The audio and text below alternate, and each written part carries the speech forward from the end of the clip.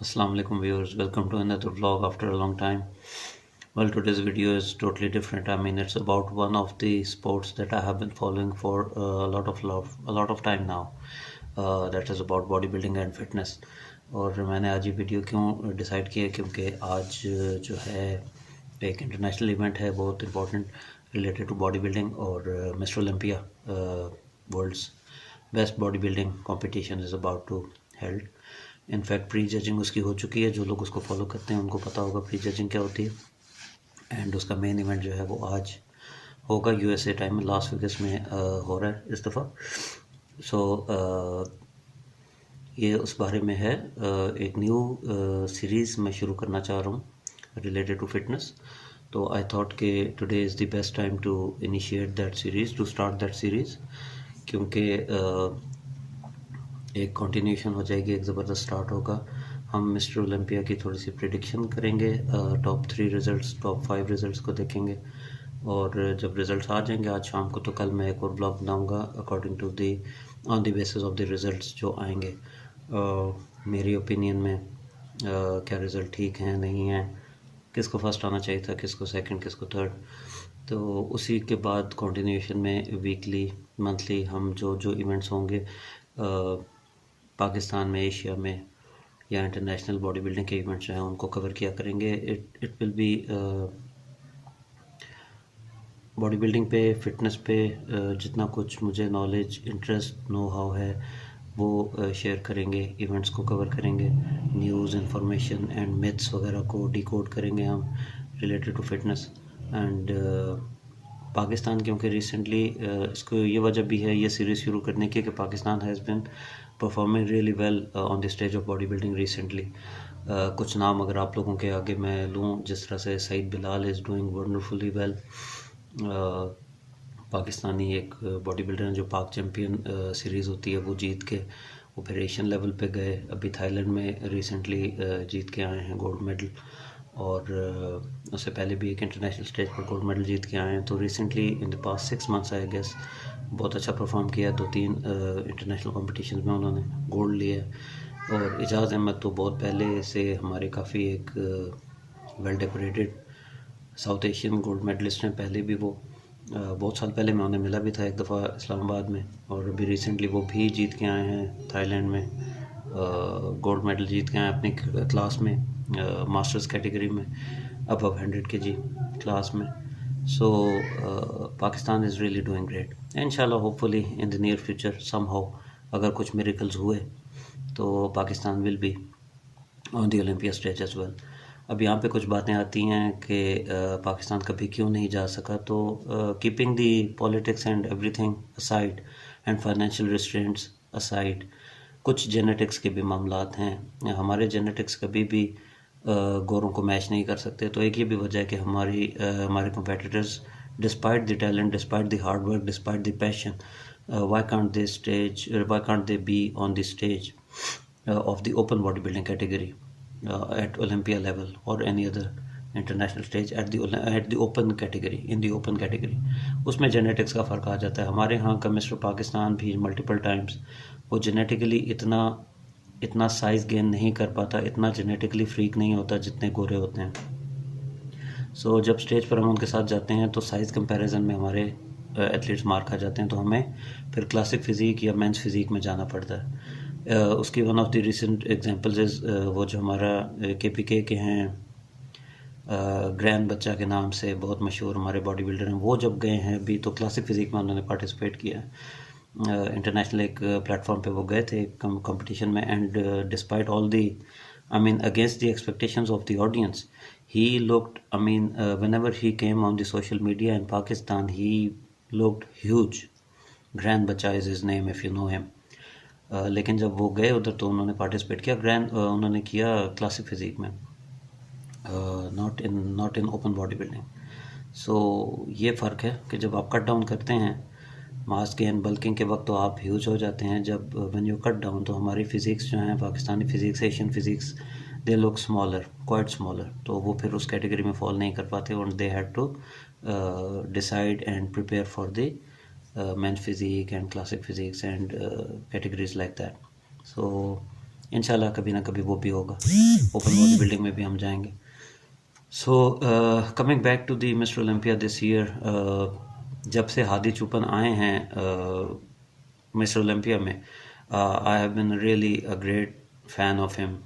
One of the reason कि उनकी height भी छोटी है और मैं भी I am also short guy, so short guys को प्रमोट करना चाहिए, और सिमेट्री और एस्थेटिक्स भी शॉर्ट गाइज की हमेशा ज़्यादा खूबसूरत लगती है। I mean they have to, एक मेरी ओपिनियन है कि they have to build less and they look huge by doing less effort.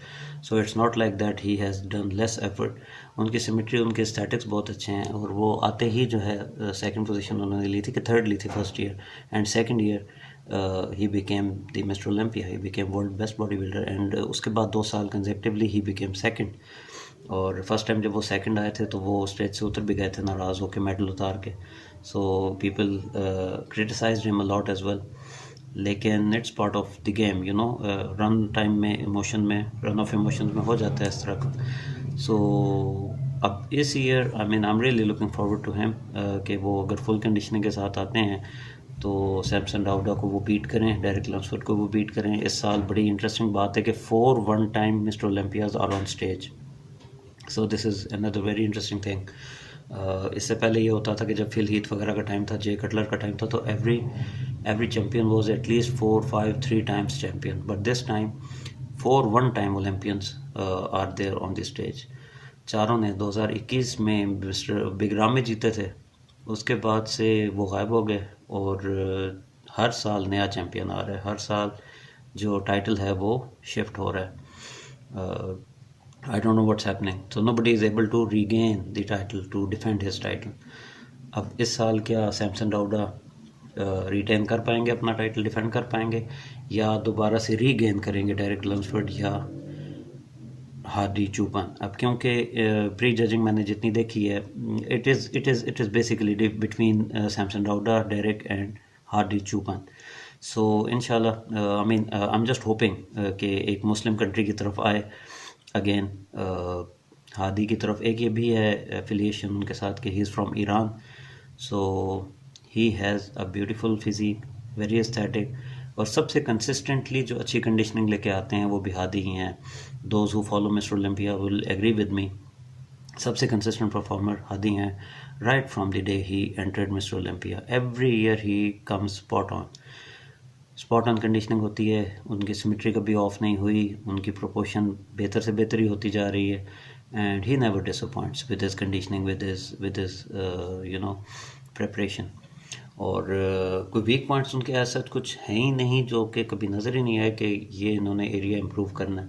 तो इसलिए it's just the matter of, I mean it all depends on the other guys. If the other guys come short of their conditioning even a bit, तो हादी के chances बढ़ जाते हैं। अगर वो हादी से भी बहुत ज़्यादा अच्छे बड़े स्ट्रक्चर के हों, बहुत अच्छी कंडीशनिंग हादी से भी ज़्यादा लें, तो फिर हादी के चांसेस कम हो जाते हैं। There is nothing much Hadi can do because he comes in his best shape. So what else he can do? He doesn't do any commit any mistakes. So he is a very blessed bodybuilder. So let's just see.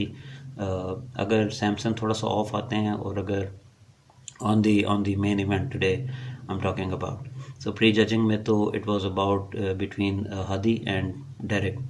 Start में Samson डाउडा was looking good, but as the time progressed, pre-judging के दौरान towards the end उनकी ये problem है।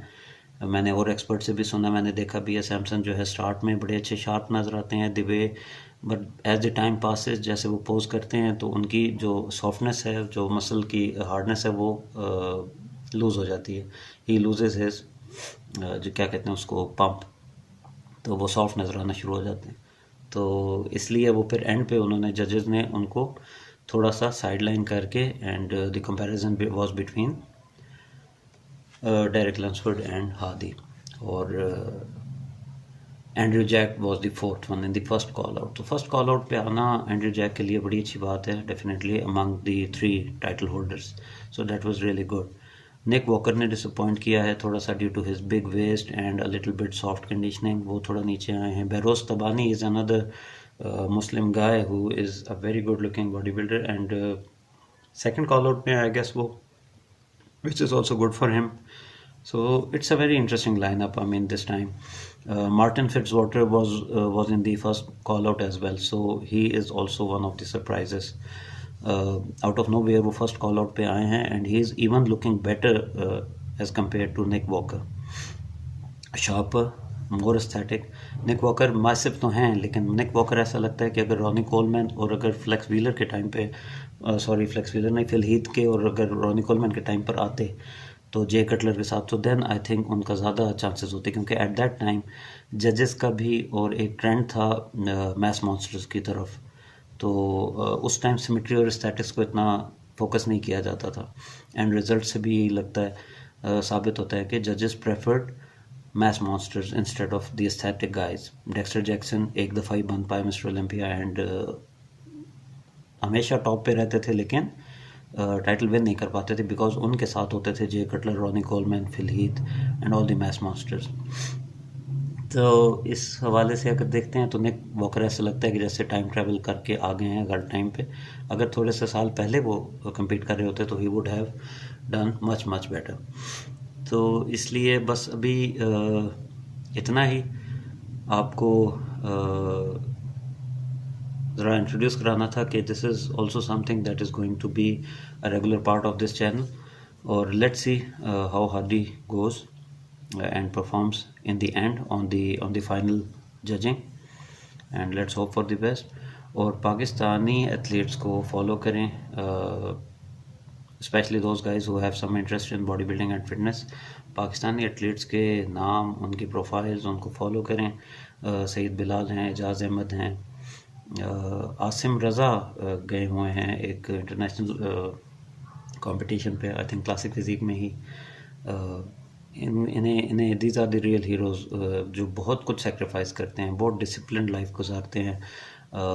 ये लोग ना pizza खाते हैं ना बिरयानियाँ खाते हैं ठीक है, आप लोगों को पता है राइट मैं किस तरफ इशारा कर रहा हूँ। There are a lot of more things to follow, no hard feelings with the cricketers.